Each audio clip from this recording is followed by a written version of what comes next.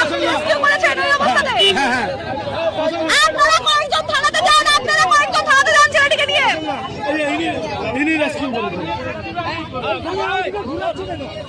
আপনারা কি কারণে ছেলেটিকে তুলছিলেন? আপনারা কি কারণে ছেলেটিকে তুলছিলেন?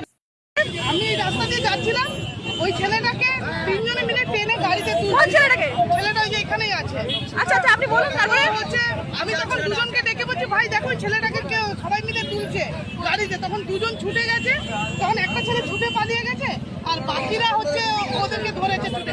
আমাদের এই ক্লাবের ছেলেগুলো ছিল এই এলাকা, তারা গিয়ে ধরেছে। আচ্ছা, কাকে ধরেছিল?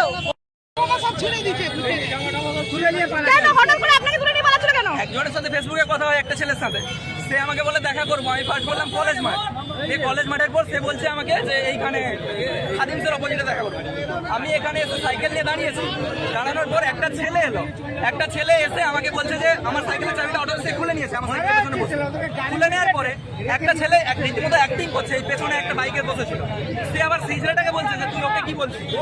আমি আর আমার গায়ে কোনো হাত দিতে দিই, আমার মাস্ক পরা আছে, টুপি পরা আছে, আমার গায়ে তাদেরকে আমি আর কোনো হাত দিতে দিই। এবারে যখন আমি হাত দিতে দিইনি, তখন এই ছেলেটা আরো এদিক থেকে আরো দুটো ছেলে সবাই বেরিয়ে এসে বলছেন, ওই ওই তুই ওকে কি বললি, ওকে কি বললি? দিয়ে আমি বলি আমি তো কিছু বলিনি। আপনার নাম? আপনার নাম? আমার নাম পলাশ। আপনার সাথে ফেসবুকে আলাপ হয়েছিল, তার নাম কি ছিল? পার্থ দাস। পার্থ দাস ফেসবুকে আলাপ? হ্যাঁ হ্যাঁ। কোন ছেলেটির সাথে আলাপ হয়েছিল ফেসবুকে?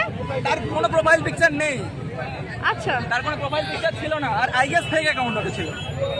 এদের মধ্যে আপনাকে কেউ টাকা দাবি করা হয়েছিল? না, কোনো টাকার দাবি নেই। আমাকে এই তো রীতিমতো এখানে তুলেছে, আমার এরকম জোরপূর্বক তোলার চেষ্টা করছে। আমি ছুটে বেরিয়েছি, আমি বাঁচাও বলে ছুটে বেরিয়েছি, এরকম ভাবে তুলেছে আমাকে।